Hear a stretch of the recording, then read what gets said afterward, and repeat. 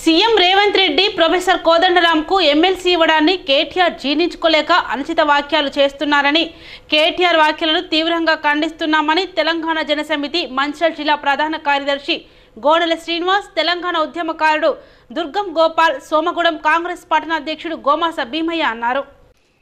Congress party Revanth Reddy professor కోదండరాంను MLC చేసినందుకు జీర్ణించుకోలేని కేటీఆర్ అనుచిత వ్యాఖ్యలు చేశాడని, దానిని వెంటనే ఉపసంహరించుకోవాలని తెలంగాణ జనసమితి జిల్లా ప్రధాన కార్యదర్శి గోనెల శ్రీనివాస్, తెలంగాణ ఉద్యమకారుడు దుర్గం గోపాల్, సోమగూడెం పట్టణ అధ్యక్షులు కాంగ్రెస్ పార్టీ గోమాస భీమయ్యలు తీవ్రంగా ఖండించారు.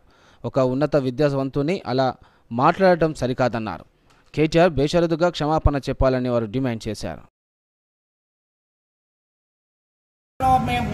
ఇప్పుడు ప్రజలు అర్థం చేసుకోవాలి, వాళ్ళకు ఏ పదవులు కూడా ఇవ్వకుండా, వాళ్ళని గుర్తించకుండా, ఉద్యమకారులను కూడా గుర్తించకుండా మీరు నియంత పాలన కొనసాగించారు తప్ప ఏది ఒక్కటి కూడా ప్రజలకు అనుకూలమైన వ్యవహారం కావచ్చు, లేకపోతే ఏది కూడా అసలు తెలంగాణ ఉద్యమంలో నీకేమన్నా తెలంగాణ రాష్ట్రాన్ని సాధించే దాంట్లో నీ పాత్ర ఏమన్నా ఉన్నదా? 2008-9 వరకు నువ్వు అమెరికాలో చిప్పలు కడిగినావు, కానీ తెలంగాణ ఉద్యమంలో మేమందరం కూడా తెలంగాణ కొరకు కొట్లాడిన వాళ్ళం.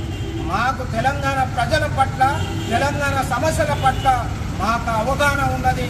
ఈ తెలంగాణ రాష్ట్రాన్ని మీరు దోపిడీ చేసిన తెలంగాణను పునర్నిర్మాణం చేయడానికి కొరకే ఇవాళ కోదండరాం గారికి ఎమ్మెల్సీ పదవి ఇచ్చినాం. ఇవాళ మాకు సంస్కారం ఉన్నది.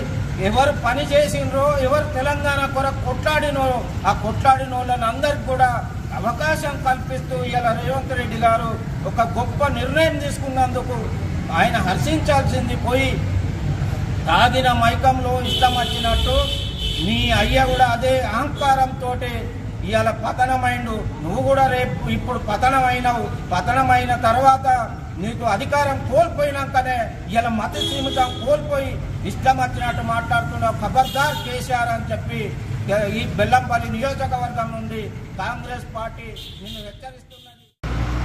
నిన్న మాజీ మంత్రి కె తారక రామారావు గారు కోదండరాం సార్ పట్ల మాట్లాడిన విధానం చాలా హాస్యాస్పదంగా, చాలా అవమానకరంగా ఉంది. కేటీఆర్ గారు, మిమ్మల్ని మీరు మీ విధానాలను మీరు ఫస్ట్ సరి చేసుకోవాలి. మీరు ఏదైనా మతి స్థిమితమన్నా లేకుండా ఉండాలి, లేదన్నా మత్తులోనైనా మీరు ఉండాలి.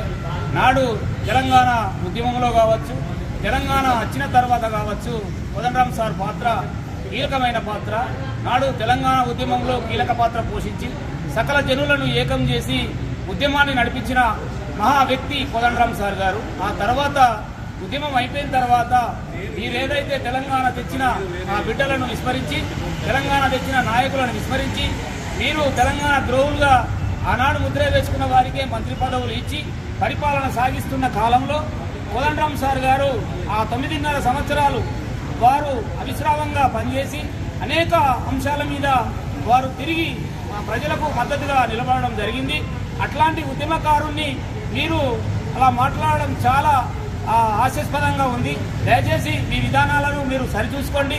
మీరు చేసిన అవినీతి కావచ్చు, అక్రమాలు కావచ్చు, గౌరవ ముఖ్యమంత్రి ఏదైతే రేవంత్ రెడ్డి గారు తప్పకుండా మీకు గుణపాఠం చెప్పడానికి సిద్ధంగా ఉన్నారు.